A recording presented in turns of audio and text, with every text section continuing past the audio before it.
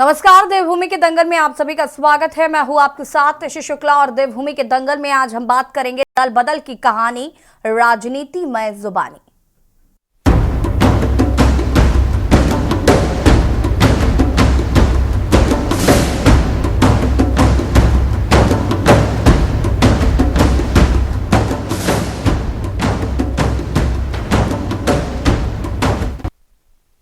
उत्तराखंड में लोकसभा चुनाव से पहले नेताओं का दल बदल शुरू हो गया है। कांग्रेस मुक्त भारत के सपने को साकार करने में जुटी भाजपा लगातार अपने संगठन का विस्तार कर रही और इस कड़ी में बड़ी संख्या में विपक्षी दलों के 500 से ज्यादा नेताओं ने भाजपा का दामन भी थाम लिया।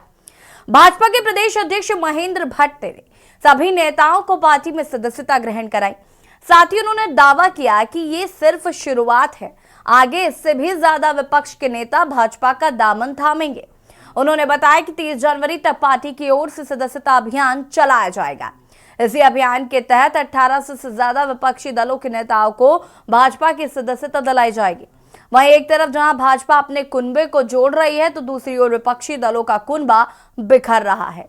उत्तराखंड आम आदमी पार्टी से निवर्तमान प्रदेश संगठन संयोजक ज्योत सिंह बिष्ट और 4 वरिष्ठ उपाध्यक्षों समेत कई पदाधिकारियों ने आप से इस्तीफा दे देकर भाजपा का दामन थाम लिया है। इन सभी नेताओं ने पार्टी छोड़ने के बाद पार्टी के कुछ नेताओं पर काम न करने देने का आरोप लगाया है। ज्योत सिंह बिष्ट ने कहा कि आम आदमी पार्टी में बड़ी उम्मीद के साथ जुड़े थे, लेकिन पार्टी में काम नहीं करने दिया जा रहा। वहीं पार्टी के शीर्ष नेताओं ने 3 महीने से कार्यकारिणी को भंग कर पार्टी को बीच मझधार में छोड़ दिया। ऐसे में पार्टी में रहकर समय खराब नहीं करेंगे। सवाल यह है कि क्या एकजुटता के साथ चुनाव में जीत का दावा कर रहे विपक्षी दल ऐसी तैयारियों के साथ भाजपा के जीत के रथ को रोक पाने में कामयाब हो पाएंगे? आज इसी मुद्दे पर चर्चा। उससे पहले रिपोर्ट।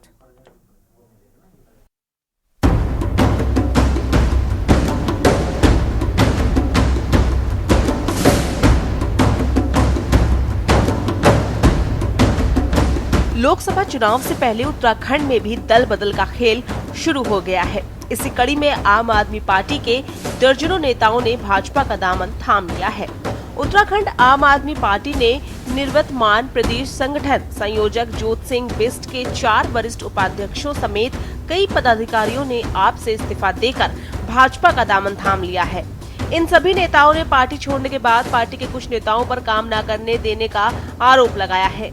ज्योत सिंह बिष्ट ने कहा कि आम आदमी पार्टी में काम नहीं करने दिया गया। वहीं पार्टी के शीर्ष नेताओं ने 3 महीने में कार्यकारिणी को भंग कर पार्टी को बीच मझधार में छोड़ दिया है। ऐसे में उन्होंने उनके साथ दर्जनों नेताओं ने सामूहिक इस्तीफा देकर भाजपा का दामन थाम लिया। वहीं भाजपा प्रदेश अध्यक्ष महेंद्र भट्ट ने सभी का पार्टी में स्वागत करते हुए ये दावा किया है कि अभी 1800 से ज्यादा विपक्षी दलों के नेता पार्टी का दामन थामेंगे। आज हम सब लोग अच्छी भली चलती एक पार्टी को, जो प्रदेश की कार्यकारिणी थी, उसको भंग करने के बाद 3 महीने से जो केंद्रीय नेतृत्व जो है सो रखा है, उत्तराखंड के बारे में चिंता नहीं कर रहा है, यहाँ से जहां से पूरे देश को राजनीतिक संदेश जाता है। तो ऐसे में यहाँ पर रह करके अपना समय खराब करने के बजाय हम सब लोग, मैंने, डॉक्टर आरपी रतूड़ी साहब हैं प्रदेश उपाध्यक्ष हैं, राजेश बिष्ट जी प्रदेश उपाध्यक्ष हैं, कमलेश रमन जी प्रदेश प्रवक्ता हैं, हिम्मत सिंह बिष्ट जी प्रदेश उपाध्यक्ष हैं, बलवंत पवार जी प्रदेश सचिव, बाकी सारे वरिष्ठ साथी हैं। प्रदेश कार्यालय देहरादून के अंदर लगभग 500 की संख्या में दूसरे दलों के प्रमुख नेतागण हैं। इसके साथ साथ सामाजिक क्षेत्र के अनेकों प्रभावशाली लोग हैं। तो बड़ी संख्या में हम सामाजिक क्षेत्र के लोगों को, व्यवसायिक क्षेत्र के लोगों को और भिन्न वर्गों के लोगों को और जनप्रतिनिधियों को पार्टी से जोड़ेंगे। वहीं भाजपा विपक्षी दलों के नेताओं को पार्टी में शामिल कराकर जीत के लिए आश्वस्त कराया है। भाजपा ने इस बार प्रदेश की सभी 5 लोकसभा सीटों से 5 लाख मतों के अंतर से जीत का दावा किया है। वहीं कांग्रेस ने भी चुनावी तैयारियों को तेज कर दिया है। कांग्रेस के नवनियुक्त प्रभारी कुमारी शैलजा देहरादून पहुंची। इस दौरान पार्टी के कार्यकर्ताओं ने उनका भव्य स्वागत किया। उन्होंने पार्टी के शीर्ष नेताओं के साथ बैठक कर आगे की रणनीति पर मंथन किया। वहीं प्रभारी कुमारी शैलजा ने दावा किया है कि प्रदेश की सभी 5 लोकसभा सीटों में कांग्रेस जीत दर्ज करेगी। भाजपा के राज में लोकतंत्र की हत्या के साथ ही महंगाई, बेरोजगारी बढ़ती जा रही है। कांग्रेस पार्टी आगे आने वाले चुनाव के लिए पूरी तैयारी करे, सभी लोग मेहनत करें और हमारा प्रयास हो कि हम ज़्यादा से ज़्यादा 5 सीटें जीतें यहाँ पर। आज के दिन कल हम लोग गए थे सभी इम्फाल, तो आज के दिन जो हमारी राहुल जी के नेतृत्व में भारत जोड़ो न्याय यात्रा चली है, पूर्वोत्तर से लेकर पश्चिम तक जाएगी, मणिपुर से मुंबई तक देश को जोड़ने का कार्य राहुल जी, सभी को न्याय दिलाने का काम राहुल जी द्वारा आवाज उठाकर करने का प्रयास है हमारा कांग्रेस पार्टी का। बीजेपी में आम व्यक्ति अपने आप ही भारतीय जनता पार्टी को ज्वाइन कर रहे हैं, तो निश्चित रूप से 2024 का अंजाम भी सबके सामने है और 2024 की जो जीत होगी वो ऐतिहासिक जीत होगी। भारतीय जनता पार्टी के प्रदेश नेतृत्व के द्वारा प्रत्येक लोकसभा को 5-5 लाख वोट से जीतने का लक्ष्य रखा गया है और उस लक्ष्य को हम पार कर रहे हैं। कुल मिलाकर लोकसभा चुनाव के नजदीक आते ही नेताओं के दल बदल का खेल शुरू हो गया है। भाजपा ने विपक्षी दलों को चुनाव से पहले ही झटके देने शुरू कर दिए हैं। सवाल ये है कि आखिर बिखरे कुनबे के साथ विपक्षी दल के नेता कैसे भाजपा का सामना करेंगे? क्या देश और राज्य में सबके पास सिर्फ भाजपा ही विकल्प रह गया है? उत्तराखंड डेस्क रिपोर्ट, के न्यूज इंडिया।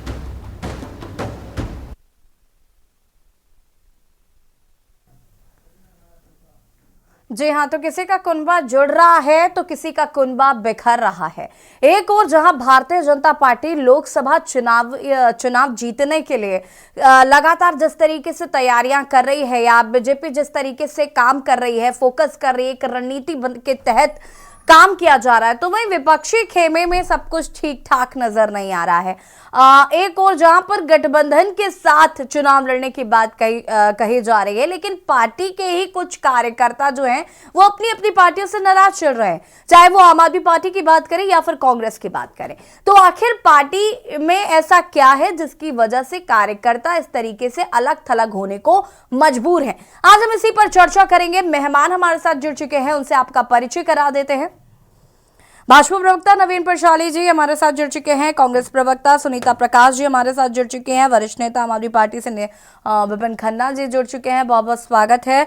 यूकेडी प्रवक्ता शांति प्रसाद भट्ट जी हमारे साथ जुड़ चुके हैं और वरिष्ठ पत्रकार अनुज शर्मा जी हमारे साथ जुड़ चुके हैं। बहुत बहुत स्वागत आप सभी का। सबसे पहले तो शुरुआत नवीन जी से करेंगे। नवीन जी, काफी खुश होंगे, कुनबा लगातार बढ़ रहा है, परिवार बढ़ता चला जा रहा है बीजेपी का।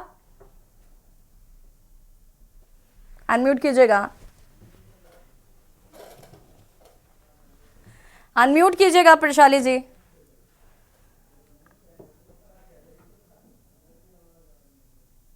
नवीन जी की आवाज हम तक नहीं आ पा रही है। ठीक है नवीन जी, वापस आने की कोशिश करते हैं, आपकी आवाज हम तक नहीं आ पा रही है। सुनीता प्रकाश जी, सवाल ये है कि जहां बीजेपी में खुशी होनी चाहिए साफ तौर पर कि उन्होंने कांग्रेसियों को भी तोड़ लिया, आम आदमी पार्टी के कुछ लोगों को भी तोड़ लिया, अपने कुनबे में शामिल कर लिया, लेकिन सवाल ये भी है कि भाई ऐसा क्या है पार्टी के अंदर कि लोगों को भारतीय जनता पार्टी का दामन थामना पड़ रहा है? सुनीता जी अनम्यूट कीजिएगा।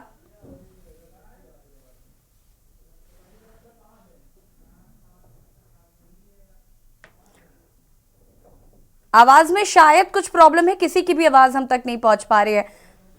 वापस आते हैं फिक्स करके। अब आपको बता दें कि जिस तरीके से बीजेपी का कुनबा बढ़ रहा है, तो वहीं कांग्रेस और आम आदमी पार्टी में कहीं ना कहीं अंदरूनी रार जो है वो नजर आ रही है। समय समय पर अंदरूनी रार का जिक्र होता रहा है, लेकिन अब जिस तरीके से पार्टी से लोग अलग थलग हो रहे हैं, इसका क्या कारण हो सकता है या किन कारणों की वजह से ऐसा हो रहा है? या जिस तरीके से आम आदमी पार्टी में जोत सिंह बिष्ट ने यह आरोप लगाया कि पार्टी काम नहीं करने दे रही है, आखिर अंदर खाने में चल क्या रहा है? आज हम इसी पर बातचीत भी करेंगे। साथ ही साथ ये भी जानने की कोशिश करेंगे कि भारतीय जनता पार्टी किस तरीके से लोकसभा के लिए तैयारियां कर रही है और विपक्षी दलों की अब आगे की क्या रणनीति होगी जब लोग पार्टी का साथ छोड़ रहे हैं। दल बदल की ये कहानी हालांकि पुरानी है, क्योंकि चुनाव नजदीक आते ही ऐसा आम तौर पर देखा जाता है कि लोग एक पार्टी छोड़कर दूसरी पार्टी में जाते हैं या दूसरी पार्टी से किसी और पार्टी में जाते हैं। लेकिन एक और जहां गठबंधन के साथ चुनाव लड़ने की बात कही जा रही है, उसमें एकता, अखंडता, एकजुटता की बात आ रही है, तो अभी फिलहाल ऐसी क्या वजह है कि अपनी ही पार्टी के लोगों को एकजुट नहीं रख पा रहा है विपक्ष? ये एक बड़ा सवाल है। ठीक है, नवीन प्रशाली जी हमारे साथ जुड़े हुए हैं। नवीन जी, आपको आवाज मिल पा रही है मेरी? आपकी आवाज मुझे मिल रही है, क्या मेरी आवाज आपको आ हाँ रही जी, है? ठीक है नवीन जी, अपनी बात को पूरा करिए, उसके बाद सुनीता जी मैं आपके पास आऊंगे। जी यशी जी, मैं बात ये कर रहा था कि आपने बात उम्मीद की कही। वास्तव में उम्मीद आज जो है भारतीय जनता पार्टी से है। इस देश की जनता को, पूरे देश को अगर उम्मीद किसी से है तो वो भारतीय जनता पार्टी से है। माननीय मोदी जी के नेतृत्व में जो पिछले 10 साल बेमिसाल रहे हैं, उसकी गूंज हर तरह से सुनाई पड़ रही है और उसी का कारण है कि लोग अन्य दलों से टूट टूट कर भारतीय जनता पार्टी को ज्वाइन कर रहे हैं। आपने देखा, नवीन जी अनम्यूट कीजिएगा। उन्होंने इंडिया अलायंस के नाम से जो इन्होंने एक गठबंधन बनाने की कोशिश की थी, उस गठबंधन की गठरी बच चुकी है। आज मायावती जी भी अलग हो गई, धीरे धीरे करके छिटक रहे हैं उसमें से।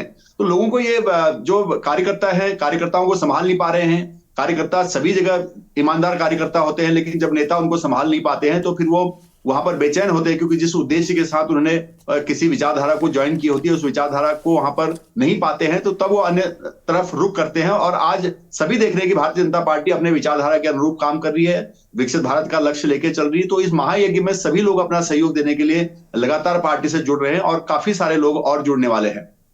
देखिए नवीन जी, बीजेपी के लिए तो ये कहा जाता है कि जिन लोगों को पहले आप कोसते हैं, फिर वही जब आपकी पार्टी में शामिल हो जाते हैं तो वो दूध के दूल्हे हो जाते हैं। वॉशिंग मशीन बीजेपी को कहा जाता है, तो ऐसे कैसे? ये जो कैंडिडेट्स आपकी नजरों में अभी तक बुरे थे, आज सडनली भारतीय जनता पार्टी में आके इतने अच्छे कैसे हो गए? कैसे हो जाता है अच्छा कोई व्यक्ति जिसे आप दिन भर बुरा कह रहे हो? देखिए, उन्होंने एक विचारधारा को त्याग कर दूसरी विचारधारा में जब प्रवेश आदमी करता है, तो जो विचारधारा के साथ आता है तो उसके साथ व्यक्ति आता है। अब कोई अगर उसमें दागी व्यक्ति हो तो आप बताइए, अगर किसी के खिलाफ कोई केस हो तो आप बताइए कि भाई ये आदमी नहीं आना चाहिए था, ये आदमी क्यों आया। तो उस पर अगर ऑब्जेक्शन है तो उस पर एक अलग सवाल बन सकता है। सर, जिन पर दाग था और उनको आपने अपनी पार्टी में ले लिया है, जब उन पर चर्चा नहीं, तो अब ये जो छोटे मोटे कार्यकर्ता शामिल भी हो रहे हैं, तो इन पर चर्चा करके हम क्या करेंगे? देखिए, भारतीय जनता पार्टी सभी का स्वागत करती है जो इस देश के विकास में, प्रदेश के विकास में अपना योगदान देना चाहता है। और जो अच्छा कार्य करेगा आगे निखर के आएगा, जो नहीं कर पाएगा वो अपनी जगह पर रहेगा। ये तो हर एक दल का रहता है। और भारतीय जनता पार्टी की कोशिश है कि आपको आगे बढ़ाने की कोशिश करते हैं। जो सीख है, जो विचारधारा है, वो विचारधारा अपने देश की सेवा करने के लिए होती है। और हर एक कार्यकर्ता, हर एक समाज सेवी के अंदर एक जज्बा रहता है अपने देश और अपने प्रदेश की सेवा करना, अपने समाज की सेवा करना। यही लक्ष्य लेकर लोग राजनीति में आते हैं और राजनीति सेवा का सबसे बड़ा मंच होने के कारण इतने लोगों का आकर्षण का केंद्र भी रहता है। और सभी उस मुकाम पर पहुंचना चाहते हैं जहां पर वो जनता की सेवा कर पाए, अपना जीवन को धन्य कर पाए। तो इसी लालसा के साथ सभी लोग आते हैं, इसी प्रयासों के साथ लोग लगते हैं और हजारों बीज बोए जाते हैं। कुछ भी आगे जाते हैं, कुछ उगते हैं, कुछ नहीं उगते हैं। तो वो सब भविष्य के गर्भ में और भाग्य के हिसाब से भी रहता है। और इसी प्रयास में लोग आए हैं एक अच्छे प्रदेश के निर्माण के लिए, अच्छे देश के निर्माण के लिए। मैं बात कर रहा था कि विपक्ष का जो हाल है, आप देख सकते हैं कि विपक्ष के हाल पर मैं ज्यादा कहूंगा, क्योंकि हमारा तो कुनबा बढ़ ही रहा है, हम तो खुश हैं ही, लेकिन विपक्ष का क्या होगा? हाल क्या है दिलों का ना पूछो सनम। आपका मुस्कुराना गजब ढा गया। और हम देख रहे हैं विपिन खन्ना जी और सुनीता प्रकाश जी कंटिन्यू स्माइल कर रही है, कहीं से भी नहीं लग रहा है कि कोई गम है। सुनीता प्रकाश जी, ये हताशा की स्माइल है, ये तो ये मुस्कान हताश होके, निराश होके, निराशा की मुस्कान है। सुनीता जी, निराश होके कौन मुस्कुराता है नवीन जी? सुनीता जी, देखिए ऐसी जी 135 करोड़ का हमारा जो है भारतवर्ष है, यहाँ ना कार्यकर्ताओं की कमी है, ना यहाँ पे नेताओं की कमी है। और हमारे यहाँ तो जो लोग गए हैं, देखिए जो पार्टी को समर्पित लोग रहते हैं वो कभी पार्टी छोड़ के नहीं जाते। जिनको रहता है कि पार्टी ने हमें बहुत कुछ दिया, हमें पार्टी को बुरे समय में साथ देना, वो कभी छोड़ के नहीं जाते। ये वो लोग जाते हैं जो सरकार में अपना काम सिद्ध, अपना जो हित सिद्ध करने वाले लोग, वही लोग छोड़ के जाते हैं। अब जोर सिंह बिस्सी को देखिए, उनको टिकट मिला, उनके जनता के लोग, जो उनके राज्य, जो उनके क्षेत्र के लोगों ने उनको नकार दिया, जीते नहीं वो। फिर वो इस उम्र में देखिए, मेरे ख्याल से मैं अगर कुछ बोल रही हूँ तो आप मुझे टोक सकते हैं, मतलब जिस उम्र में उन्हें अपना घर बार करना चाहिए, नाती पोतों के साथ खेलना चाहिए, उस उम्र में वो पार्टी छोड़ करके ऐसी पार्टी में चले गए जिसका कोई अस्तित्व ही नहीं है।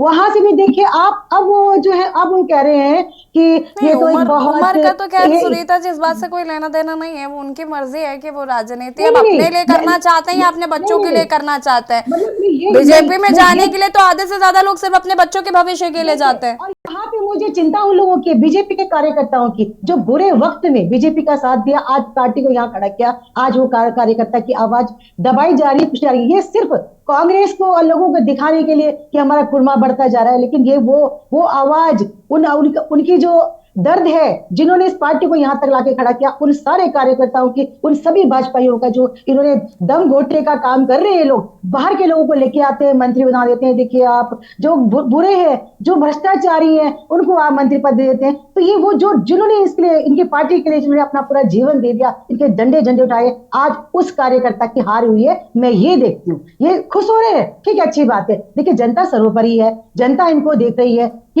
इनके यहाँ मतलब कुर्मा बढ़ा रहे हैं या अपने ही सच्चे कार्यकर्ता का ये दम घोटने का काम कर रहे हैं। मुझे तो ये दिखाई देता है, इसलिए मैं मुस्कुरा भी रही हूँ कि देखिए कब तक ये करेंगे। जनता इनको बहुत जल्दी इनका किएगा, इनको दिखाएगी, क्योंकि देखिए वही जनता में तो वही कार्यकर्ता जो जनता इनको बोर्ड, जो आपके सरकार में शामिल नहीं हो सकते लेकिन आपको बोर्ड दे करके बैठाती है, आपको सत्ता पहुंचाती है, आज उस जनता की भी आप जो है आवाज को, उसके मनोबल को, उसके जो आप उसको कुचलने का काम जो कर रहे हैं, वो मुझे दिखाई दे रहा है। ये मुझे दिखाई दे रहा है कि ये सिर्फ और सिर्फ सच्चे भाजपाइयों का जो है ये लोग अनदेखी कर रहे हैं, उनकी आवाज को दबा रहे हैं। बाकी कुर्मा जुड़ने के लिए तो आप, मैंने आपसे बोला 135 करोड़ का हमारा ये भारतवर्ष है, कि कभी कितने भी चले जाएं तो भी कमी आने वाली नहीं है। और हमारी कांग्रेस की तो जो हमारे लिए तो अच्छा ही हो रहा है ना। लेकिन देखिए जो हमारे जो डंडा उठाते थे, झंडा उठाते थे, उन कार्यकर्ताओं को, उन नेताओं को आने आगे का मौका मिल रहा है, जो कि लोग खुद छोड़ के जाने वाले दे रहे हैं। तो मेरे ख्याल से तो जनता के ऊपर अभी है कि वो किसकी ओर जाती है।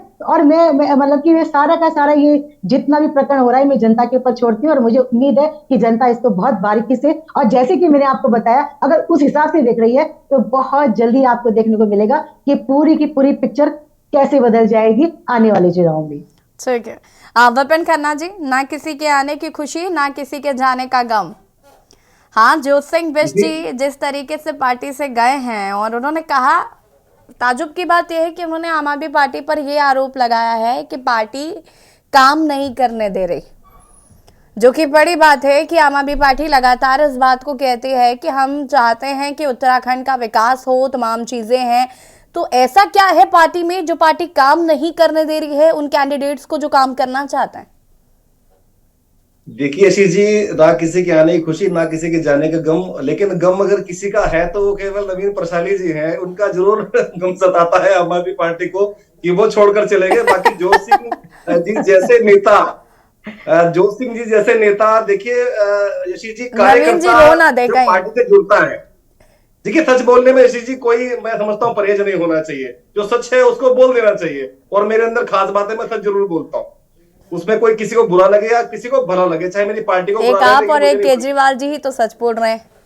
नहीं, देखिए ऐसा होता है आशीष जी कि जब पार्टी से हम लोग जुड़ते हैं तो कुछ लोग जो पार्टी से जुड़ते हैं वो विचारधारा से जुड़ते हैं। अभी प्रशाली जी ने कहा कि एक विचारधारा को छोड़कर दूसरी विचारधारा में प्रवेश कर जाते हैं लोग, लेकिन मेरा ये मानना है कि विचारधारा आदमी की कभी नहीं बदलती, वो किसी भी पार्टी में चला जाए। लेकिन जो लोग संभावनाएं टटोलने के लिए आते हैं, जो लोग अपना हित साधने के लिए पार्टियों में आते हैं और वो हित नहीं साध पाते, तो वो कभी कांग्रेस में जाते हैं, कभी बीजेपी में जाते हैं, तो कभी आम आदमी पार्टी में जाते हैं, तो उन्हें कहीं रास्ता नहीं मिलता और किसी दल का भी रुख कर लेते हैं।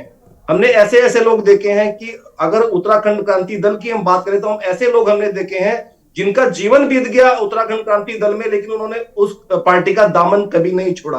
आम आदमी पार्टी के लोग, हमारे जैसे लोग ऐसे हैं जिन लोगों ने, अगर पार्टी का बुरा वक्त चल रहा है तो हमने कभी पार्टी का दामन नहीं छोड़ा, क्योंकि हम लोग विचारों से जुड़े हुए लोग हैं। हमारी विचारधारा जो है शिक्षा स्वास्थ्य को लेकर हमारी विचारधारा है, उस विचारधारा से हम लोग जुड़े हुए हैं। लेकिन जो संभावनाएं तलाशने वाले लोग होते हैं, अब पार्टी में आके लोग कहते हैं जी हमें प्रदेश अध्यक्ष बना दो, हमें प्रदेश उपाध्यक्ष बना दो, हमें प्रदेश प्रवक्ता बना दो। अगर उनको अपने हित नहीं साध पाते तो वो अपना रास्ता अलग कर लेते हैं। देखिए पार्टी की अपनी मजबूरियां होती हैं और पार्टी के अपने तरीके होते हैं काम करने के। अब अगर हम ये कहें कि पार्टी हमें काम नहीं करने दे रही, तो मैं समझता हूँ ये तो बेकार की बात होगी कि पार्टी नहीं, हमें काम नहीं करने कार्यकारिणी देगी। भंग हम हुए भी- काफी वक्त हो गया है, तो फिर राय तो बाद में क्यों नहीं बटे, ये भी तो एक सवाल है ना। अब देखिए, इंसान ये इंतजार कर ये रहा है कि आप ये उनको पदवी देंगे, उपाधियां देंगे। देखिए, ये निर्णय केंद्रीय नेतृत्व का है। ठीक है, अगर पार्टी की कार्यकारिणी भंग है तो पार्टी कार्यकारिणी कभी ना कभी बनेगी, लेकिन उसके लिए हमें संयम रखना पड़ेगा, सब्र रखना पड़ेगा। लेकिन केवल ये कहते हुए कि पार्टी में काम नहीं करने दे रही, यशी जी, हम भी यहाँ पर बैठे हैं आपके सामने डिबेट में बैठे हुए हैं, हम भी तो पार्टी का ही काम कर रहे हैं ना। अगर हम क्षेत्र में जाकर जनता के साथ सामने जनता के साथ काम करेंगे, जनता के लिए काम करेंगे, जनता की आवाज को उठाने का काम करेंगे, तो हमारा व्यक्तिगत काम है ना, पार्टी के लिए काम है। अब कोई हमें कोई केंद्रीय नेतृत्व ये तो कहेगा नहीं कि खन्ना जी आप क्षेत्र में क्यों गए थे, या आप आज डिबेट में क्यों बैठे हैं, या आपने आज वहां पर सभा क्यों की है। तो ये कहना कि पार्टी हमें काम नहीं करने दे रही, तो मुझे लगता है कि अपने हित को वो जो लोग साध नहीं पाते, वो लोग इस बात को कहते हैं कि पार्टी हमें काम नहीं करने दे रही है। क्यों जोसिंह बिष्ट जी को पार्टी ने प्रदेश संगठन समन्वयक बनाया, जो इक्वल प्रदेश अध्यक्ष का पद होता है, वो काम क्यों नहीं कर पाए, वो कार्यकर्ताओं को एकजुट क्यों नहीं कर पाए। अब वो कह रहे हैं 700 लोग लेकर हम चले गए। यशी जी, यकीन मानिए 3 लोग आए थे और 4 लोग गए हैं, इससे ऊपर वो कुछ नहीं कर पाए। उन्होंने बहुत प्रयास किया लोगों को मनाने का, अपने साथ जोड़ने का, लेके चलने का, लेकिन उनकी बात किसी ने मानी नहीं, क्योंकि वो विचारधारा को लेकर नहीं आए थे, वो केवल अपना हित साधने आए थे, जो हित साध नहीं पाए, और वो उसके बाद वो भारतीय जनता पार्टी में चले गए। 1 साल तक वो भारतीय जनता पार्टी को कोसते रहे, भारतीय जनता पार्टी की नीतियों को कोसते रहे, कांग्रेस को कोसते रहे। आज ना उनको कांग्रेस में जगह नहीं मिली, तो उसके बाद वो भारतीय जनता पार्टी में चले गए, क्योंकि भारतीय जनता पार्टी ही एक ऐसी पार्टी है जो चाहे कोई भ्रष्ट हो, चाहे वो कोई ईमानदार हो, चाहे वो किसी भी स्तर का व्यक्ति हो, वो सबको अपने पास जो है कहीं ना कहीं जगह दे देते हैं। तो और दूसरी चीज ये होती है कि सत्ता, देखिए केंद्र में भी सत्ता भारतीय जनता पार्टी की है और प्रदेश में भी सत्ता भारतीय जनता पार्टी की है, तो ज्यादातर लोग सत्ता के साथ जाना चाहते हैं। मुझे लगता है जोसिंह बिष्ट जी के दिमाग में भारतीय जनता पार्टी तो ये बात कहती है ना, सबका साथ, सबका विकास, सबका विश्वास। तो 135 करोड़ की जनता में अगर उनको लगता है कि पार्टी के लोग आ रहे हैं, गले लगाकर वो सबका स्वागत कर रहे हैं, तो ठीक है। विचारधारा पर आगे हम बातचीत करेंगे और चर्चा को आगे बढ़ाएंगे। उसके बाद शांति प्रसाद जी आपका रुख करेंगे, यहाँ पर रुकेंगे एक छोटे से ब्रेक के लिए। जॉल हाजिर होते हैं। दल बदल की कहानी राजनीति में जुबानी है। ब्रेक के बाद एक बार फिर से आप सभी का स्वागत। चर्चा ऐसी पर मेहमान हमारे साथ लगातार बने हुए शांति प्रसाद भट्ट जी का रुख करना चाहेंगे। शांति प्रसाद जी, बीजेपी जहां एक ओर अपना कुनबा लगातार बढ़ा रही है, विस्तार कर रही है, तो वही दूसरी ओर आम आदमी पार्टी हो या कांग्रेस हो, अन्य विपक्षी दल हो, वहां से कैंडिडेट बीजेपी की तरफ जा रहे हैं। लोकसभा चुनाव नजदीक हैं, बीजेपी का कुनबा बढ़ रहा है, लेकिन अपनी ही पार्टी के कुछ कार्यकर्ता अलग थलग हो रहे हैं। यूकेडी भी अलग हुई, एक अलग पार्टी बनी। वो बात अलग है कि वो बीजेपी के साथ नहीं गए, लेकिन ये जो अलग थलग की राजनीति है, इसका क्या प्रभाव लोकसभा में पड़ेगा, क्योंकि असर तो साफ तौर पर देखने को मिलेगा। यशी जी, समझने की जरूरत है, वर्तमान लोकतंत्र पार्टियों के आधारित चल रहा है। पहले जनता जो है मुद्दों के आधार पर नेता चुनती थी, नेता जनता के बीच से निकल कर आता था और वो पार्टियों में उसका शान और मान होता था।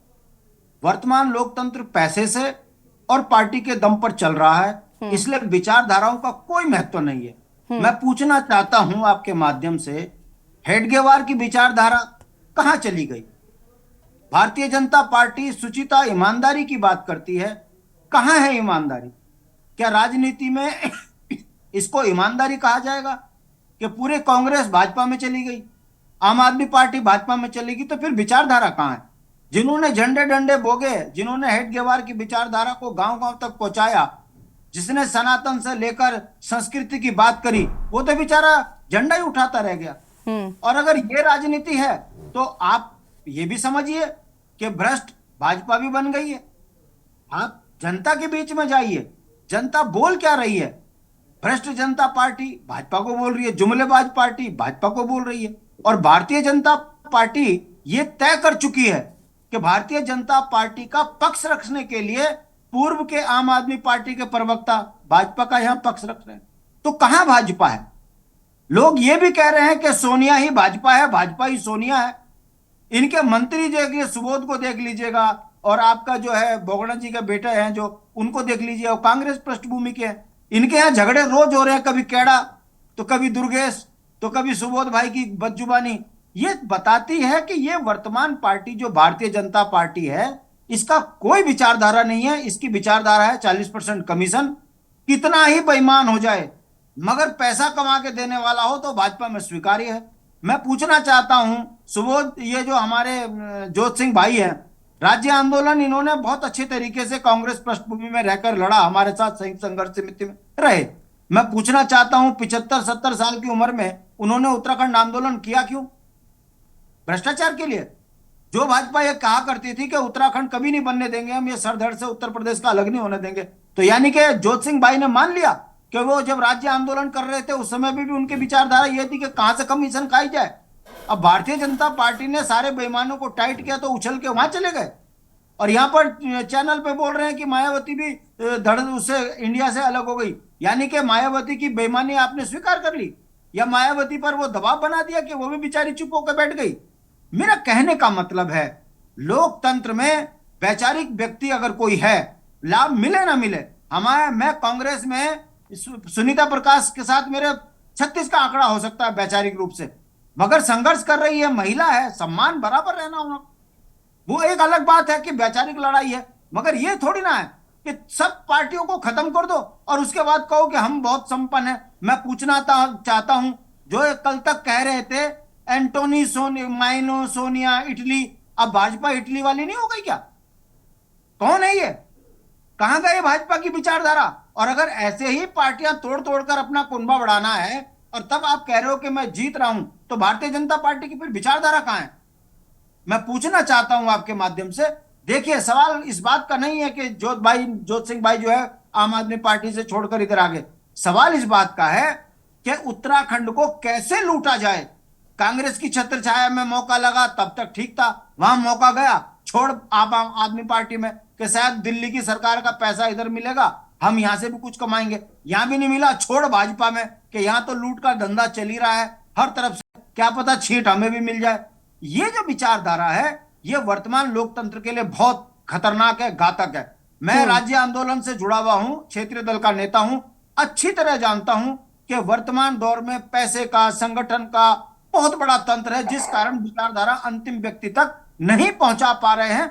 हमारी ये कमजोरी है क्योंकि हम कर्मचारी बहुल्य क्षेत्र के लोग हैं, आर्थिक रूप से कमजोर हैं, मगर वैचारिक रूप से हम इतने मजबूत हैं कि हमारी विचारधारा अंतिम व्यक्ति तक पहुंच रही है।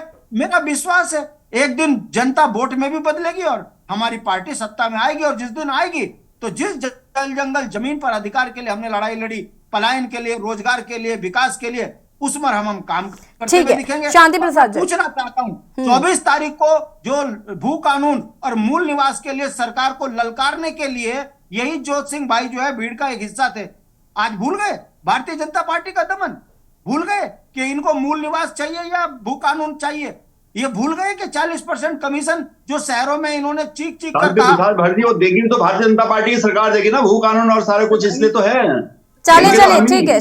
शांति प्रसाद जी एक सेकंड रुकिएगा, अरुण शर्मा जी का रुक कर लेते हैं, उसके बाद वापस डिबेट पर आएंगे। रुकिएगा नवीन प्रशाली जी और शांति प्रसाद जी। शांति Prasad ji hold on please. हक नहीं है ये कहने का कि उत्तराखंड के अंदर हम विकास करेंगे, ये बेईमानों की पार्टी है। शांति प्रसाद जी, इसने उत्तराखंड को लूट कर बर्बाद कर दिया है और एक दिन जनता इनको सबक सिखाएगी, ये मेरा विश्वास है। ये कल तक हरक सिंह को अपना कहते थे, आज शांति Prasad ji hold on please, बेईमान लोग हैं। अरुण शर्मा जी माफी चाहूंगी, काफी देरी से आपके पास आ रही हूँ, क्या कुछ कहना चाहते हैं इस पूरी डिबेट में? एक मसला विचारधारा, किसकी विचारधारा किससे मिल रही है, कौन किस पार्टी में जा रहा है, और जिस तरीके से कांग्रेस हो या आम आदमी पार्टी के लोग बीजेपी में जा रहे हैं, तो शांति प्रसाद जी ने देखिए सवाल उठाया कि क्या ये विचारधाराएं मिक्स नहीं हो गई? आप जिन्हें कल तक पानी पी पी कर गालियां दे रहे थे, आज आप उसी की पार्टी का हिस्सा है, या फिर जिनके खिलाफ आप झंडे उठाकर आंदोलन कर रहे थे, आज आप उसी पार्टी में शामिल हो गए हैं। तो ये विचारधारा की जो लड़ाई चल रही है, अलग अलग विचारधाराएं हैं, लेकिन वो कहीं ना कहीं, जब जैसा कि अभी विपिन जी कह रहे थे कि अपना स्वार्थ साधने के लिए अलग अलग पार्टी के जो लोग हैं वो बीजेपी में शामिल हो जा रहे हैं, इससे कितना इत्तेफाक रखते हैं आप? यशी देखिए, विचारधारा की बात तो ना ही करे कोई, जितने लोग बैठे हैं तो ज्यादा अच्छा होगा। क्योंकि विचारधारा केवल दो ही है इस देश के अंदर, या तो दक्षिणपंथी विचारधारा या वामपंथी विचारधारा, इसके अलावा कोई विचारधारा नहीं है। बाकी सब मध्यम मार्ग है और केवल वो अपना हित साधने के लिए किसी भी विचारधारा का लबादा ओढ़ लेते हैं। ये बहुत साफ दिख रहा है हम लोगों को पिछले लंबे समय से, क्योंकि लगभग 40 साल मुझे पत्रकारिता करते हुए हो गए और मैंने हमेशा देखा है कि जब भी चुनाव कोई निकट आता है तो इस तरह उछल कूद तेज हो जाती है, इधर वाले उधर, उधर वाले इधर। और यहाँ तमाम लोग बैठे, मैडम सुनीता कह रही थी कि जनता बहुत अच्छी तरह जानती है। अरे हरीश रावत की सरकार को गिराते हुए 9 कांग्रेस के विधायक बीजेपी में चले गए थे। उसके बाद जिस दिन राहुल गांधी की रैली थी ऋषिकेश में, उस दिन सुबह सुबह राहुल गांधी की रैली से पहले खबर यह आती है कि यशपाल आर्य और संजीव आर्य दोनों बीजेपी में चले गए। बीजेपी को कितना लाभ हुआ? 17 में 57 सीटें जीत के लाई, क्योंकि एक माहौल क्रिएट कर दिया उन्होंने कि हमारे पार्टी में इतने लोग आ गए हैं। उन्होंने जगह जगह रैलियां कराई, उसका उन्हें लाभ मिला, 57 सीट जीत गए। अब तक की सबसे बड़ी जीत इस उत्तराखंड में। तो देखिए, कतई कोई विचारधारा नहीं है, स्वार्थ सिद्धि का सारा खेल है। यही जोत सिंह भाई और रतूड़ी जी जब कांग्रेस में थे और कांग्रेस छोड़ने की तैयारी कर रहे थे तो मुझे कहने लगे कि अब कांग्रेस में गढ़वाल कुआं बहुत हो गया, इसलिए हमारा गढ़वाल के लोगों का वहां रहना ठीक नहीं है। थोड़े दिन बाद पता लगा आम आदमी पार्टी में चले गए और कल इन्होंने आम आदमी पार्टी से इस्तीफा दिया तो आज बीजेपी में स्वागत हो गया। और अगर कोई ये विपिन खन्ना जी यहाँ कह रहे थे कि 3-4 लोग गए हैं, तो विपिन जी में वही था बीजेपी मुख्यालय में, वो भीड़ मैंने देखी है, कितने लोग उनके साथ थे, उसको हम लोग नकार नहीं सकते जो आंखों से देख रहे हैं। तो आप केवल ये कहना, केवल अपनी पार्टी के नेताओं के सामने अपने को ऊंचा उठाने के लिए कहना 3-4 लोग चले गए। अरे आप जाके भीड़ तो देखते, वहां पूरा बीजेपी मुख्यालय भरा हुआ था, हॉल भी भरा हुआ था, बाहर भी लोग थे, वो बीजेपी के लोग तो नहीं थे। तो ये चीज देखिए सामने देखनी पड़ेगी। बीजेपी को लगातार उनके संगठन का फायदा हो रहा है। और एक बात शांति भाई ने बहुत बढ़िया बोली कि बीजेपी विचारधारा वाली पार्टी तो अब कहना मुश्किल हो रहा है, क्योंकि वो सारी विचारधाराएं तो नागपुर तक सीमित है। लेकिन ये बिल्कुल तय बात है कि बीजेपी ने लोगों को अपनी पार्टी में लगातार घुसाकर एक माहौल तो पैदा किया है कि उनकी पार्टी ही आज की तारीख में, चाहे आप कुछ कह लें कि वो राज्य मंत्री बनने गए या मंत्री बनने गए या एमपी बनने गए, कुछ भी कह लीजिए, लेकिन उनको अपना लाभ बीजेपी में दिख रहा था, इससे वो यहां चले गए। और बहुत संभव है कि अगर जो चुनाव होना है उत्तराखंड के अंदर 27 में विधानसभा का, अगर इन्हीं में से बहुत सारे लोगों को यह लगेगा कि कांग्रेस की सरकार आ रही है, तो ये तो भैया देखिए, इनसे बढ़िया मौसम विज्ञानी कोई नहीं होता। ये तब आपको फिर कांग्रेस के पाले में नजर आएंगे बहुत सारे लोग जो आज बीजेपी में। तो हमें तो इंतजार करना पड़ता है, क्योंकि हम खबर नवीस हैं, तो हमें घटनाओं पर ध्यान भी देना होता है। देखिए 2 इवेंट थे आज देहरादून के अंदर, अगर यशी जी ध्यान दें, एक तरफ ये सारे के सारे लोग बीजेपी में शामिल हुए और दूसरी तरफ कांग्रेस की प्रदेश प्रभारी पहली बार उत्तराखंड आई जी, शैलजा कुमारी जी। और मैंने जॉलीग्रांट से देहरादून तक उनको भी कवर किया। भीड़ उनके साथ भी कम नहीं थी, बढ़िया भीड़ थी। और तमाम पुराने लोग, अलग अलग इलाकों के लोग जो पूर्व विधायक रह चुके, जिलाध्यक्ष रह चुके, वर्तमान जिलाध्यक्ष, तमाम लोग उनके काफिले में शामिल। तो ये तो कांग्रेस को तय करना है कि बीजेपी से किस तरह मुकाबला कर रहा है। मैं बार बार कहता हूं कि बीजेपी ने जो आपका पन्ना प्रमुख तक बना लिए हर वार्ड में, कांग्रेस अभी तक संगठन खड़ा नहीं कर पाई है। इनके आप अध्यक्ष, प्रदेश अध्यक्ष बने हुए कितने टाइम हो गया?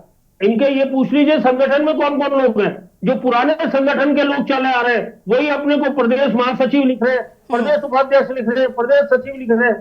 तो जब जहां संगठन ही तैयार नहीं होगा, आप लड़ाई की कैसे बात करते हैं? ये कांग्रेस के पास भी कम सुनीता नहीं है। जी, लेकिन सुनीता जी। कांग्रेस अपनी वजह से भाजपा को बार बार मौका दे रही। सुनीता जी जवाब देंगे। देखिए, मैं अरुण शर्मा जी से पूछना चाहूंगी कि ये कैबिनेट विस्तार के बारे में बात करते तो मुझे अच्छा लगता, जिससे पूरी जनता प्रभावित हो रही है। आप कांग्रेस अगर संगठन बनाए ना बनाए, उसे जनता को क्या हानि हो रही है बताएंगे आप मुझे? क्या जनता को हानि हो हम रही है? लड़ेंगे कैसे? आप हंस क्या रहे हैं? सुनीता जी, हम लड़ेंगे हंस कैसे? क्यों हमको रहे बता हैं? दीजिए। कैसे लड़ेंगे? लड़ेंगे कैसे? लड़ेंगे कैसे? आप सुन लीजिए। कैसे आपको बहुत- लड़ेंगे बिना मैंने हथियार बहुत के? आराम से सुना आपको अरुण शर्मा जी, प्लीज आप थोड़ा सा जरा संयम रखिए। मैंने आपको पूरा सुना, मैं बीच में नहीं बोली, मैंने पूरे मर्यादा रखी है डिबेट के लिए। तो आप सुनिए, आप हंस भी ऐसे रहे हैं जैसे नहीं कौन सा राज्य जीत के आप बैठ गए हो यहाँ पे। आप नहीं सुनिए, हम क्यों नहीं लड़ रहे? हमारी प्रभारी आई है, हमारी प्रभारी आई है, हमारी प्रभारी आई है और हम लोग सड़कों पे दिख रहे हैं। आप ही कह रहे हैं अब कि हम लोग जो है प्रभारी आई है, लोग जोड़े हैं, तो भाई प्रभारी आई है और हम तो जनता के बीच में है ही। हमारी कार्यकारिणी भंग भी तो नहीं हुई है ना। अगर हमारी कार्यकारिणी भंग हो जाती तब आप बोलते कि आपकी कार्यकारिणी नहीं बनी है। और मेरे जैसे आपसे कहा कैबिनेट विस्तार क्या आप अगर बोलते तो मैं मानती क्या पत्रकार है। कैबिनेट विस्तार अभी कितने साल, 6 साल हो गए हैं, मुख्यमंत्री जी अपने आप कर रहे हैं। आप बोलिए ना, उस पर जोर दीजिए कि कैबिनेट विस्तार होना चाहिए, जिससे राज्यों के हित की जो कमी हो रही है, लोगों को जो है सुविधा नहीं मिल रही है, काम रुके हुए हैं। हमारी कांग्रेस से क्या फर्क पड़ रहा है आपको? अब हरीश रावत जी की बात करते हैं, अरे खंडूरी जी भी तो हारे हैं ना, उनकी बात क्यों नहीं करते? खंडूरी जी तो आपके हिसाब से बहुत अच्छे हैं, भाजपा के व्यक्ति थे, क्यों हारे खंडूरी जी? आप जब देखिए आपको उंगली उठानी होती है कांग्रेस के ऊपर, तो पत्रकार बंधु मैं आपसे कहना चाहूंगी कि हमारा आपस में बिल्कुल नहीं है। लेकिन आप इस बात को दीजिए कि हरीश रावत जी को लाने से राज्य को कोई नहीं, पर कैबिनेट विस्तार से जरूर राज्य को हानि हो रही है। आप अगर उठाए, ये प्रसाली जी से मैं कहना चाहती हूँ कि आप जल्द से जल्द जो है कैबिनेट विस्तार कीजिए, ताकि जो है लोगों को, आप क्यों लोगों को जो लोग सुनीता जी, जब आप कैबिनेट विस्तार पर जोर दे ही रही है तो 2-4 मुद्दे और गिना दीजिए उनको, उस पर भी काम कर ले वो। और सबसे बड़ी बात है, सबसे बड़ी बात है, सबसे बड़ी बात है, ये आएगा मुद्दा। आप नहीं सुनीता जी, मैं क्या कह रही हूँ कि अगर आप कैबिनेट विस्तार का जिक्र कर रही हैं तो 2-4 मुद्दे और उनको गिना दीजिए। भू कानून के नया सत्र का आगाज करें, तो उसके बाद यूसीसी भी ले आए, सब ले आए, लेकिन ये मुद्दा ही नहीं है। मुद्दा ये नहीं है कि कैबिनेट विस्तार नहीं हुआ सुनीता जी, मुद्दा ये है ही नहीं। मैंने अरुण शर्मा जी की बात की है, अपनी बात रखी है। अब आपको अच्छी लगे नहीं, पर मैंने अपने मन की बात रखी है कि उन्होंने कहा कि आपका संगठन सुनीता जी देखिए, जब हम बीजेपी के कार्यशैली पर बात कर रहे हो, मेरी बात सुनिए ना सुनीता जी, आपका ये पॉइंट वैलिड है, आपका ये पॉइंट वैलिड है, लेकिन तब जब हम उनकी कार्यशैली पर बात कर रहे हो, हम बात ही लोकसभा चुनाव पर जब कर रहे हैं, तो आपकी क्या तैयारियां हैं? या अगर आपका संगठन नहीं है, मजबूत नहीं है, तो जाहिर सी बात है आपसे सवाल पूछा जाएगा। रही हूँ आपको कि हमारी प्रभारी जी आई है, हम लोगों ने अब अपनी कमर कस ली है। हमें भी कांग्रेस की चिंता है भाई, आई है ना। नहीं देखिए, चिंता मत कीजिए। नहीं क्यों नहीं करें, देश की मुख्य विपक्ष की भूमिका में है कांग्रेस, ऐसे कैसे हम चिंता नहीं करेंगे कांग्रेस की? हमारे कार्यकर्ता नेता अभी भी है और बहुत सक्षम अच्छे नेता हमारे पास है, इसलिए चिंता करने की जरूरत नहीं। चिंता हमें इस बात की है कि जिस तरह से आप कह रहे हैं कि कांग्रेस के ऊपर उंगली, कांग्रेस संगठन बनाए ना बनाए, कुछ ना कहे, उस लोग क्षेत्र में है ना, अपने अपने क्षेत्र को सब संभाल रहे, वो बड़ी बात है कि काम होना चाहिए, संगठन हो या ना हो, क्योंकि हम तो विपक्ष में है ना, हमारा काम तो जनता के बीच में जाना है। लेकिन यहाँ जरूर कहना चाहूंगी कि जब हमारे ऊपर उंगली उठा रहे हैं, तो आप जरूर जिससे राज्य को हानि हो रही है उसके मुद्दे पे भी आप बात करें। रही बात दूसरी, आप देख रहे हैं हम लगातार हमारे सारे नेता, हमारी आप जिला कार्यकारिणी, महानगर कार्यकारिणी, सब लोग हैं। अब प्रभारी जी आए हैं, तो मुझे उम्मीद है कि जल्द से जल्द जो है हमारी कार्यकारिणी भी घोषित होगी, मुझे उम्मीद है। क्योंकि मैं इतनी बड़ी नेता तो नहीं हूँ कि मेरे से पूछ के कोई कुछ करेगा, लेकिन फिर भी अपनी उम्मीद जाहिर करती हूँ कि अब कार्यकारिणी आपके सामने आएगी। नवीन प्रशाली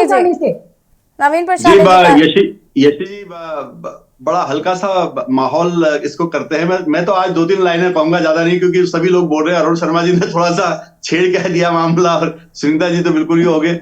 मैं सुनीता जी को ही बोलना चाहता हूं कि बहुत देर कर दी हुजूर, आते आते दिसंबर में प्रभारी बन गए थे, अब 15 तारीख को आ रहे हैं।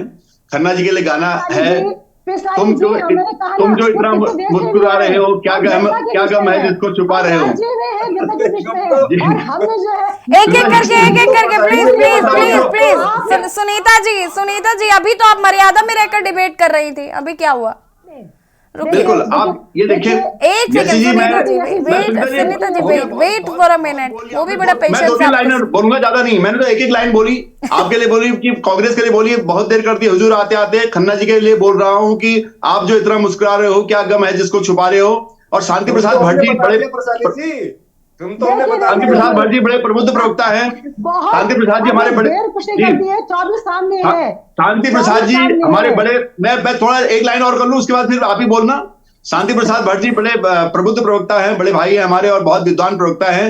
लेकिन जो चश्मा उन्होंने पहना उससे क्या नजर आ रहा है मुझे समझ में नहीं आया। वो कह रहे कि आज आम आदमी पार्टी का ही लोग आए हैं, वही से है। मैं यही बोल रहा हूं, यही भारतीय जनता पार्टी की नीति है कि वहां पर कोई भेद नहीं है। वहां पर सिया राम मैं सब जग जानी करहूं प्रणाम जोरी जुग पानी है, सब में वो आत्मा दिखती है, एकात्मवाद है, सब बराबर का है। इसलिए सुनीता जी प्लीज, कारण है कि भारतीय जनता पार्टी इस देश पर आज सत्ता में जनता उसको भेज रही है और देश की जनता चाहती है कि ऐसी पार्टी, ऐसी विचारधारा इस देश पर शासन चलाए और देश के गौरव को आगे ले जाए, विकसित भारत को बनाए और अर्थव्यवस्था को आगे बढ़ाए, सभी सुखी हो, सभी खुशहाल हो, इस भावना से काम कर रही है। यही तो हमारी विचारधारा है, एकात्मवाद। अब आपको विभिन्न अलग अलग दिख रही है तो कुछ नहीं है, आप लोग अब बोलते रहिए, आप ही का टाइम है सबका। जी नहीं सर, देखिए कांग्रेस तो ये भी कहती है कि भाई हमारी पार्टी से जिनको जो नई काम कर रहे हैं या जो चले गए हैं आप उठा कर उनको अपनी पार्टी में ले आते हैं, तो आप अपने कुनबे का क्या हाल कर रहे हैं? आपका तो कुनबा बहुत संगठित है, तमाम चीजें हैं, तो उसमें फिर ऐसे लोगों को क्यों ला रहे हैं आप? यशी जी हम क्या कांग्रेस के दफ्तर गए थे लोगों को लाने के लिए, आम आदमी पार्टी के दफ्तर गए थे? बताइए कहाँ गए थे? सभी हमारे दफ्तर में आए ना, और जो आपके घर में आएगा तो उसको क्या डंडा मार? सर आजकल दफ्तर जाने की जरूरत कहाँ पड़ती है? नहीं तो हमारे आज जो ज्वाइनिंग हुई थी हमारे ऑफिस में हुई थी, पिछली ज्वाइनिंग हमारे ऑफिस में हुई थी, आगे इधर उधर होंगे। हम आम आदमी पार्टी के दफ्तर जाके कहीं किसी को हाईजैक करके लाए होते या कांग्रेस से हाईजैक करके लाए होते तब आप बोलते। ये तो लोग स्वतः ही भारतीय जनता पार्टी और माननीय मोदी जी सुनीता प्रकाश जी, ठीक है बोलिए। सुनीता जी बोलिए, उसके बाद शांति प्रसाद जी मैं आपके पास आती हूँ। देखिए ऐसी जी कांग्रेस पूरी तरह से 24 के लिए तैयार है। यहाँ पे मैं कहना चाहूंगी बयानों में तैयार है, बयानों में तैयार है, कांग्रेस की तैयारी बयानबाजी में पूरी है। आप चुपचाप सुनीता जी कांग्रेस की तैयारी बयानबाजी में, भारतीय जनता पार्टी धरातल में है। वैशाली जी मुझे खुशी होती है आपके लिए अगर भाजपा आपको उपाध्यक्ष बनाती है, महामंत्री बनाती है। मुझे भारतीय जनता पार्टी में प्रवक्ता बनाया, यही मेरे लिए काफी है। आपका इस्तेमाल भाजपा कर रही है। आप लोगों के दर्शन हो रहे हैं, मुझे मेरे लिए इससे बढ़कर क्या हो सकता बताइए? प्रवक्ता बना दिया कि आप हमारी पार्टी में आइए, अब हमारा बखान कीजिए। आप उपाध्यक्ष बनते, महामंत्री बनते, प्रभारी बनते। मुझे एक भी लाइन अपनी पार्टी से नहीं मिलती बोलने के लिए। मैं जो बोलता हूँ अपने अनुभव से बोलता हूँ सुनीता जी। आपको चेहरा ना करके आप हमारी पार्टी को, आप हमारी पार्टी में आए हैं, आप हमारा प्रचार प्रसार कीजिए। सिर्फ आपका इस्तेमाल करने के लिए आपको प्रवक्ता बना करके आपको पार्टी में रखा है। सुनीता जी नहीं, ये तो हर प्रवक्ता पर लागू होगा ना, ये तो हर प्रवक्ता पर लागू होगा। सुनीता जी, यशी जी मैं ये कहना चाहता हूँ कि अगर मेरा इस्तेमाल होकर भारतीय जनता पार्टी का कुछ फायदा होता तो मैं अपने आप को धन्य मानूंगा सुनीता जी। नहीं होगा, वही मैं आपसे कहना चाहती हूँ कि आप अपना मेरा भला हो ना हो, पार्टी का भला हो, राज्य का यही मेरी कामना है। पार्टी का भला आपसे नहीं होने वाला, राज्य के भले के लिए कुछ कीजिए। मेरे ख्याल से पार्टी के बिना भी आप राज्य के लिए बहुत कुछ कर सकते थे वैशाली जी। पर चलिए कोई बात नहीं, तो आप कांग्रेस के ऊपर कम उंगली उठाइए क्योंकि कांग्रेस पूरी तरह से अपने काम में लगी है। विपक्ष में आप है, यहाँ कोई दोस्ती थोड़ना है। नवीन प्रशाले जी, लेकिन मुझे ऐसा लगता है कि नवीन प्रशाले जी कांग्रेस हो बीजेपी हो आम आदमी पार्टी हो, पार्टियों में भले ही आपस में जो भी मतभेद है, लेकिन नवीन प्रशाले जी कैंडिडेट जरूर सबके फेवरेट है मुझे लग रहा है यहाँ पे। देखिए यशी जी, इसका यह है कि मैंने इस प्रदेश के लिए आज से नहीं कि मतलब शांति प्रसाद भट्ट जी है बहुत क्रांतिकारी साथी है, मुझे मौका मिला इस प्रदेश में इंद्रमणि बडोनी जी के साथ भी, स्वर्गीय इंद्रमणि बडोनी जी के साथ चलने का मुझे मौका मिला। नारसन से लेकर गोपेश्वर से लेकर नारसन तक यात्रा, पैदल यात्रा की। मैं उस वक्त मुजफ्फरनगर कांड में दिल्ली से हरिद्वार की तरफ आ रहा था, वहां पर भी उस पॉइंट पर भी, उस दुखद पॉइंट पर भी मैं रहा हूं। और इस प्रदेश के लिए, क्योंकि मैं यहाँ पर पैदा हुआ हूँ तो इस प्रदेश का दर्द है मुझे, इसलिए मैं अमेरिका से अपनी नौकरी छोड़ के भी आया था इधर और उसी भावना से भी काम कर रहा हूँ। मैं इस प्रदेश की जनता के लिए। ठीक है नवीन जी वापस आई, शांत सुनीता जी प्लीज। मर्यादा में रहने वाली महिला, आज बताइए इस तरीके से डिबेट करिए, ऐसे थोड़ी ना चलेगा। शांति प्रसाद जी। यशी जी चिंता तो हमको ये है कि जिन मुद्दों के लिए राज्य बना था ठीक उसके विपरीत चरित्र है दोनों राष्ट्रीय पार्टियों का, ये हमारे लिए चिंता का विषय है। और खुशी की बात है कि इन 23 सालों के छदम विकास से निराश होकर पुनः उत्तराखंड के लोक गायकों ने एक जनता से अपील करी, जनता सड़कों पर उतर कर आ गई मूल निवास भू कानून के लिए। खुशी है धीरे धीरे जनता इस बात को समझ रही है कि हमारे को राष्ट्र प्रेम ने हमारे को घर से बेघर कर दिया है, जमीन छिन गई, नौकरियां छिन गई। ये हमारा दुर्भाग्य है कि हमने देशभक्ति के लिए राष्ट्रीय पार्टियों को यहाँ सत्ता दी और ये सत्ताधीश बनकर इन्होंने राज्य के स्वरूप को बिगाड़ दिया। शांति जनसंख्या प्रसाद जी, रिपोर्ट पर उससे भी ज्यादा चिंता का विषय ये है जिस पर मंथन यूकेडी को करना चाहिए कि आप क्षेत्रीय मुद्दों के लिए लड़ रहे हैं, राज्य आंदोलनकारी आपकी पार्टी में हैं, उसके बावजूद भी आज आप जनता को विश्वास नहीं दिला पा रहे हैं कि आप उनके लिए काम करना चाहते हैं, आप उनके लिए खड़े हैं। ये बहुत सही सवाल किया। इसका उत्तर बताऊं? जी, बहुत कम शब्दों में, बहुत कम शब्दों में, लेकिन सुनिए, हाकम ने पीएचडी होल्डरों को नौकरी नहीं दी। हाई स्कूल में 3rd डिवीजन, इंटर में प्रमोटेड, बीए में प्रमोटेड, और वो यहाँ एसडीएम बन गए, दरोगा बन गए। जब हाकम ने पढ़े लिखे लोगों की नौकरियां छीन ली तो हाकम गारंटी बन गया, धामी निराश हो गया, वो नौकरी दे नहीं पाए। और ऐसी स्थिति उत्तराखंड क्रांति दल के साथ हो रही है कि हमको लोग चाहते सब हैं, स्वीकार रहे हैं कि यूकेडी ही संघर्ष कर रही है, यही धरती पुत्रों की पार्टी है। हम वोट तक कन्वर्ट नहीं कर पा रहे क्योंकि वहां पर भी कोई ना कोई चल रहा है माहौल। ऐसा माहौल चल रहा है कि लोग वोट यूकेडी को देने जाते हैं, वो वोट पता नहीं कहां चला जाता है, कमल को चला जाता है। क्या बात कर रहे हैं नोटा से भी कम वोट आपकी पार्टी को पड़ रहे हैं, नोटा से भी कम वोट मिल रहा है। क्या घिसे पीटे डायलॉग हो गए, घिसे पीटे डायलॉग है बड़ी, 20 साल से यही चल रहा है। शांति प्रसाद जी, काफी पुरानी बात लेकर आए आप, लेकिन ईवीएम हैक का काफी दिनों से सुना नहीं था कि ईवीएम हैक हो रही है। नवीन भाई, मैंने तो नहीं कहा, आप ही ने कहा कि मैं इंद्रमणि बड़ोनी जी के साथ में सानिध्य में चलाऊं, मेरा सौभाग्य है। अब ये दुर्भाग्य बदल गया तो मैं क्या करूं बताओ। अब तो नहीं रहे ना, लेकिन नहीं रहे, कोई भी व्यक्ति कहीं भी जाके काम कर सकता है। भट्ट जी, अगर हमारी नेता इस प्रदेश के, चलिए विपिन खन्ना जी फटाफट अपना रिएक्शन देंगे, रुक जाइए विपिन खन्ना जी। हुए देखने वाला नौजवान लड़का यदि समझौते करता है तो मुझे लगता है ये दुर्भाग्य उत्तराखंड का है। विपिन खन्ना जी, जिस व्यक्ति के लिए लड़ रहा हूँ, लड़ते लड़ते मर जाऊं, मुझे इस बात की खुशी रहेगी कि मैं अपने मुद्दों से कभी भटका नहीं। वैसे तो यशी जी चुनावी समर है, कोई ना कोई इधर और उधर, कोई ना कोई उधर भी, तो लगातार ये गतिविधियां चुनाव तक चलती रहेंगी। लेकिन अगर भारतीय जनता पार्टी अपनी पीठ थपथपा रही है और ये कह रही है कि हम किसी के प्रदेश कार्यालय में थोड़ी गए हैं, किसी को हाईजैक थोड़ी किया है, बिल्कुल सही कहा प्रशाली जी ने। ये भारतीय जनता पार्टी ये छोटे मोटे नेताओं को हाईजैक नहीं करते हैं, ये सरकारें गिराने के लिए हाईजैक करते हैं, ये विधायकों को हाईजैक करते हैं, ये मंत्रियों को हाईजैक करते हैं, ये पूर्व मंत्रियों को हाईजैक करते हैं। जहां मंत्री आपके जेल गए और हाईजैक का इंजाम हम पर लगा रहे हैं। मंत्री आपके जेल गए, वो जेल गए हैं, देखो जेल को हाईजैक नहीं बोलते हैं। कब हाईजैक करती है? आप छोटे मोटे कार्यकर्ताओं को हाईजैक नहीं करते। नेता जेल जा रहा है तो हाईजैक मत बोलिए उसको। अगर प्रशाली जी भारतीय जनता पार्टी इस बात से खुश है कि अन्य दलों के नेता आपकी पार्टी में सम्मिलित हो रहे हैं, तो आपको यह भी सोचना पड़ेगा, आपकी केंद्र सरकार से लेकर और राज्य सरकार तक में 80% जो नेता हैं, 80% जो मंत्री हैं और विधायक हैं, वो दूसरी पार्टियों से आप लोगों ने हाईजैक करे हुए हैं। वो दूसरी पार्टियों की विचारधारा के लोग हैं, वो आपके लोग नहीं है। ये आपकी गलत फहमी है। अगर केंद्र में भी आपके मंत्री हैं तो 80% जो मंत्री और सांसद हैं वो दूसरी पार्टियों से आ रखे हैं। अभी बिल्कुल तो यही तो सोचने वाली बात है कि क्यों आ रहे हैं। देखिए बहस बिल्कुल, अभी अरुण शर्मा जी की बात से मैं इत्तेफाक रखता हूं कि संगठन, क्योंकि अभी बहस संगठन में हो रही थी। हमारी बहन सुनीता जी नाराज हो गई शर्मा जी पर, उन्हें नाराज नहीं होना चाहिए था। उन्होंने बिल्कुल संगठन के मामले में जो उन्होंने पक्ष रखा अपना, मैं उससे बिल्कुल सहमत हूं कि कहीं अगर भारतीय जनता पार्टी की अगर हम बात करें तो पन्ना प्रमुख तक उन्होंने संगठन में बना दिए हैं, और कहीं ना कहीं विपक्ष संगठन के मामले में पिछड़ा हुआ है। सच्चाई को हमेशा कबूल करना चाहिए। चलिए विपिन जी, अब बहुत अच्छी बात है कि आप इस बात को स्वीकार कर रहे हैं। हालांकि जो आपकी कार्यकारिणी भंग हुई है, हम उम्मीद करते हैं कि जल्दी पद वितरित किए जाएंगे। अरुण शर्मा जी, अंतिम प्रतिक्रिया आपकी चाहूंगी, कम शब्दों में प्लीज। देखिए, मैं शैलजा जी की रैली की बात कर रहा था आज, और सुनीता जी ने उसको नहीं सुना, दूसरी चीजें सुन ली। तो सुनीता जी, देखिए, जब हम डिबेट में बैठते हैं तो हम किसी पार्टी के पक्षधर नहीं होते, खासकर हम जैसे लोग। हम उतनी बात बीजेपी का करेंगे, उतनी कांग्रेस ही करेंगे, और जहां यूकेडी का सवाल आएगा वो भी बोलेंगे।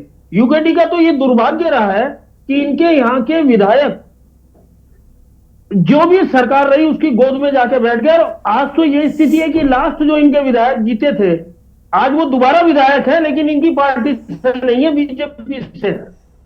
तो ये स्वीकार करना पड़ेगा कि कहीं ना कहीं सांगठनिक क्षमताओं में कमी के कारण पार्टियों को नुकसान हो रहा है, और सांगठनिक क्षमताओं के कारण भारतीय जनता पार्टी उसका फायदा उठा रही है। ये स्वीकार करना पड़ेगा हमें। और ये देखिए, जो हमें सामने दिखता है उससे इनकार नहीं किया जा सकता, वो जो सामने दिख रहा है। और अभी आप इंतजार कीजिए, मैं महेंद्र भट्ट जो बीजेपी के प्रदेश अध्यक्ष है उनसे बात कर रहा था, तो निश्चित तौर में, क्योंकि महेंद्र भट्ट मेरे ऋषिकेश डिग्री कॉलेज के जूनियर है, तो इसलिए मैं उनसे बात कर रहा था, तो वो कह रहे थे कि भाई अभी तो भाई जी लाइन पे लगे हुए हैं लोग हमारे यहाँ, और बहुत जल्दी अगर आपको और पार्टियों में बड़े नेताओं में भगदड़ नजर आए तो आश्चर्य नहीं करना चाहिए, क्योंकि आज की तारीख में जो इलेक्शन का केंद्र है वो भाजपा है, वो कांग्रेस नहीं है, वो यूकेडी नहीं है, वो आम आदमी पार्टी नहीं है। और आम आदमी पार्टी ने तो पिछला चुनाव लड़ा था, यहाँ विपिन खन्ना जी मेरी बात से सहमत होंगे कि पिछला जो चुनाव लड़ा, बाद में उनकी केवल 2 उम्मीदवार ऐसे थे पूरे प्रदेश में जिसकी जमानत बची थी, बाकी सबकी जमानत जब्त हो गई। और जो उस टाइम इनके मुख्यमंत्री पद के उम्मीदवार थे, आज वो भाजपा के प्रवक्ता है। जो मुख्यमंत्री पद के दावेदार थे इनके आम आदमी पार्टी के, वो भाजपा के प्रवक्ता है। बिल्कुल, तो आप उससे अंदाज लगा लीजिए कि स्थितियां कितनी विकट है। बिल्कुल, माफी चाहूंगी, वक्त की कमी। आप सभी का बहुत बहुत शुक्रिया चर्चा में शामिल होने के लिए। और देवभूमि के दंगल में आज हम बात कर रहे थे, जहां लोकसभा चुनाव नजदीक आते ही पार्टियों में कहीं ना कहीं दल बदल की राजनीति शुरू हो गई है। कांग्रेस के कई कैंडिडेट और आम आदमी पार्टी के कई कैंडिडेट आज भारतीय जनता पार्टी में शामिल हुए, लेकिन बात यहीं पर आकर खत्म होती है कि संगठन जो है वो कहीं ना कहीं बीजेपी का ज्यादा मजबूत है, जिस पर विपक्षी पार्टियों को काम करने की जरूरत है। देवभूमि के दंगल में फिलहाल इतना ही। देखते रहिए के न्यूज़ इंडिया। नमस्कार। इस कार्यक्रम के प्रायोजक करता है गोल्डी हिंग, कण कण में जान।